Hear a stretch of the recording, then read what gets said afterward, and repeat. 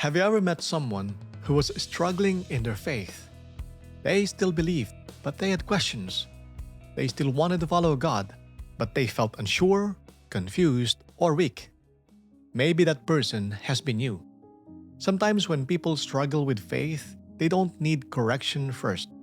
They don't need pressure. They don't need judgment. They need compassion. The Bible says in Jude chapter 1 verse 22, "And on some have compassion, making a distinction." Now, this is a very short verse, but it carries a deep message. Jude is speaking to believers about how to treat people who are struggling spiritually. He understands that not everyone is at the same place in their faith. Some are strong, some are growing, some are doubting. And for those who doubt, Jude gives clear instruction. Have compassion. Doubt does not mean someone has rejected God.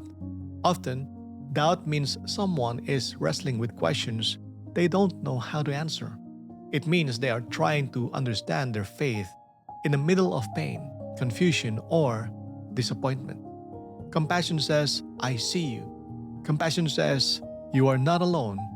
And compassion says, "It's okay to take time to grow." Now, this is important because sometimes the church is quick to correct, but slow to comfort, quick to speak, but slow to listen. Jesus was different. Think about Thomas, one of Jesus' disciples. After the resurrection, Thomas struggled to believe. He said he would not believe unless he saw and touched Jesus' wounds. Jesus did not shame Thomas. He did not scold him. He did not push him away. Instead, Jesus came close. He invited Thomas to see. He invited Thomas to touch. And he met Thomas right where his doubt was. That is compassion. Jesus understood that faith grows best in an environment of grace. Compassion creates a space for faith to grow. Compassion walks with people instead of rushing them. Compassion understands that doubt is often part of the journey. Friend, many people today are doubting not because they don't care, but because life has hurt them. Some prayed and didn't get the answer they hoped for. Some trusted people who failed them. Some faced loss that shook their faith. And in moments like this, harsh words can push people further away, but compassion can keep the door open. Having compassion does not mean agreeing with everything someone says. It means choosing love over argument.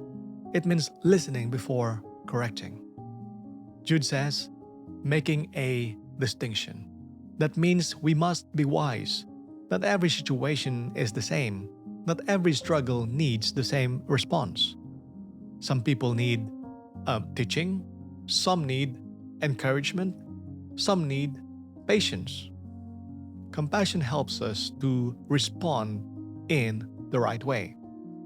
Reaching others through compassion means we don't label people too quickly. We don't write them off. We don't assume the worst. We remember that we too have had questions. We too have struggled. And we too needed grace. Compassion remembers our own journey. Compassion treats weakness gently. And compassion reflects the heart of Jesus Christ. Friend, think about someone you know who may be doubting right now. They may not say it openly, but you notice they are quieter, more distant, less confident. What they need may not be answers right away. What they need may be compassion, a little conversation, a listening ear, a reminder that God is patient. Sometimes the most powerful thing you can say is, "I understand, I am here. Let's walk through this together." Compassion does not rush people into faith. It walks with them toward it. This kind of compassion protects people from feeling alone in their struggle. It keeps heart connected instead of isolated. And so as you go through today, ask yourself, who around me may be struggling quietly? Who needs patience instead of pressure? And then ask God to give you a compassionate heart toward those who doubt. Not a heart that argues, but a heart that cares. Because when compassion leads, faith has room to grow.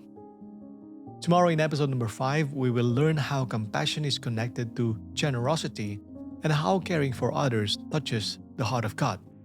Until then, remember this truth: compassion does not push people away from God, it gently draws them closer. That's it for today. God bless you, and I'll see you tomorrow. Bye for now.